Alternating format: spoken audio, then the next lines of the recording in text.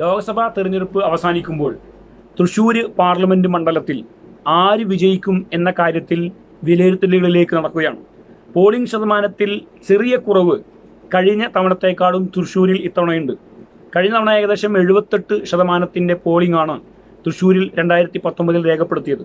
എന്നാൽ ഇത്തവണ അത് ഏകദേശം 74%. ഇപ്പോൾ രേഖപ്പെടുത്തിയിരിക്കുന്ന 72 അന്തിമ കണക്ക് വരുമ്പോൾ 74% തൃശ്ശൂരിലെ പോളിംഗ് ശതമാനം വരും എന്നാണ് മനസ്സിലാക്കാൻ കഴിയുന്നത്. 74% തൃശ്ശൂരിലെ പോളിംഗ് വരുമ്പോൾ ഈ തെരഞ്ഞെടുപ്പിൽ ആർക്കാണ് വിജയമുണ്ടാവുക എന്ന് ഈ അവസാന ഘട്ടത്തിൽ പരിശോധിക്കുമ്പോൾ മുൻപ് പറഞ്ഞതുപോലെ തന്നെ UDFന് അനുകൂലമായിട്ടാണ് തൃശ്ശൂരിലെ ജനങ്ങൾ ചിന്തിച്ചത് എന്ന് വിലയിരുത്തേണ്ടി വരും. അതിന് പ്രധാനമായിട്ടുള്ള കാരണം, ഇപ്പോൾ തുടക്കത്തിൽ ഈ തെരഞ്ഞെടുപ്പ് നിരീക്ഷകരും അതുപോലെ തന്നെ മാധ്യമങ്ങളുമൊക്കെ തൃശ്ശൂരിൽ വന്ന് അവർ തെരഞ്ഞെടുപ്പ് വാർത്തകൾ റിപ്പോർട്ട് ചെയ്തപ്പോൾ അവരൊക്കെ പറഞ്ഞൊരു കാര്യം, തൃശ്ശൂർ നഗരം പരിശോധിച്ചാൽ അവിടെ സുനിൽകുമാറും BJPയും തമ്മിലുള്ള മത്സരമാണ് എന്നായിരുന്നു. അതങ്ങനെയാണ്. കാരണം ഒന്ന്, BJP വലിയ രീതിയിൽ പണമൊഴുക്കി പ്രചരണം നടത്തിയത് കൊണ്ട് തന്നെ ആ രീതിയിലുള്ള വിസിബിലിറ്റി BJPക്ക് ഉണ്ടാക്കിയെടുക്കാൻ കഴിഞ്ഞിരുന്നു.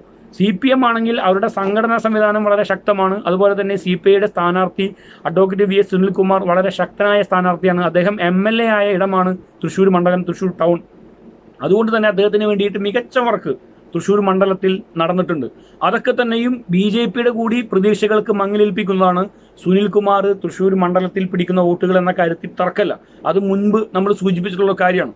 പക്ഷേ തെരഞ്ഞെടുപ്പിൻ്റെ തുടക്ക സമയങ്ങളിൽ തൃശ്ശൂരിൽ ഉൾപ്പെടെ BJPയും സുനിൽകുമാറും എന്ന നിലയിലായിരുന്നു മത്സരം പോയിരുന്നതെങ്കിൽ തെരഞ്ഞെടുപ്പിൻ്റെ അവസാന ഘട്ടത്തിലേക്ക് പോയപ്പോൾ അവസാനത്തെ ലാപ്പിൽ UDF എല്ലാ തവണത്തെയും പോലെ അതിശക്തമായി മുന്നേറുന്ന കാഴ്ചയാണ് നമുക്ക് കാണാൻ കഴിഞ്ഞത്.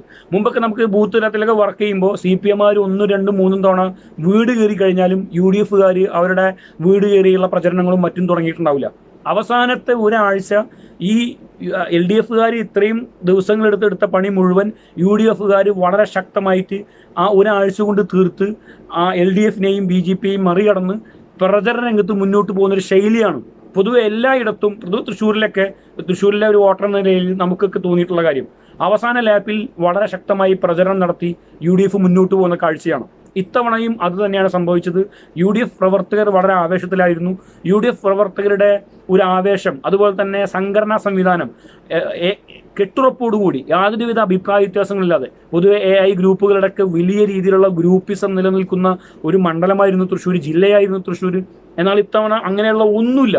വളരെ ശക്തമായി ഐക്യത്തോടുകൂടി ഒറ്റക്കെട്ടായി UDF പ്രവർത്തകർ അണിനിരക്കുന്ന കാഴ്ച തൃശ്ശൂരിൽ കാണാൻ കഴിഞ്ഞു.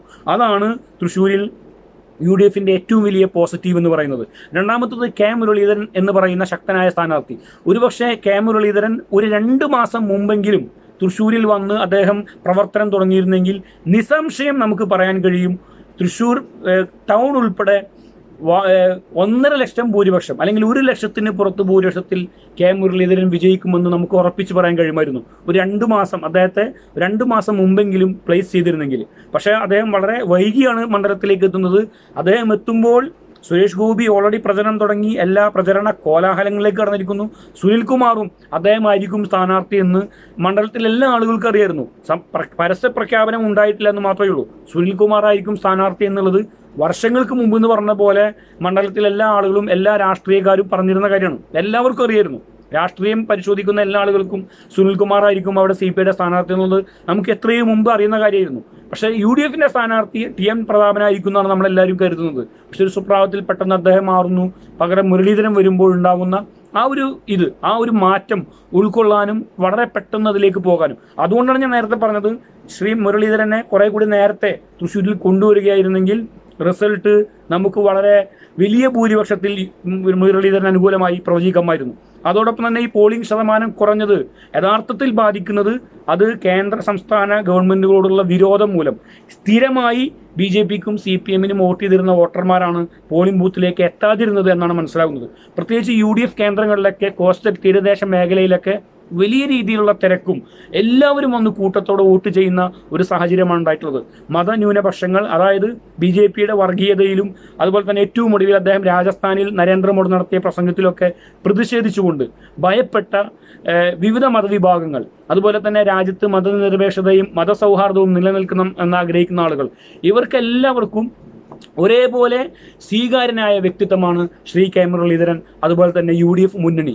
അതുകൊണ്ട് തന്നെ തൃശ്ശൂരിൽ ഏറ്റവും അവസാനത്തെ വിലയിരുത്തൽ നടത്തുമ്പോൾ കെ മുരളീധരൻ ബഹുദൂരം മുന്നിൽ പോയിരിക്കുന്നു എന്ന കാര്യത്തിൽ ഒരു തർക്കവുമില്ല. അവിടെ BJP 3-ാം സ്ഥാനത്തേക്ക് പോകും. ഒരു കാര്യം കൂടി പറയുന്നു, പലരും അവിടെ ത്രികോണ മത്സരം എന്ന് പറയുന്നുണ്ട്.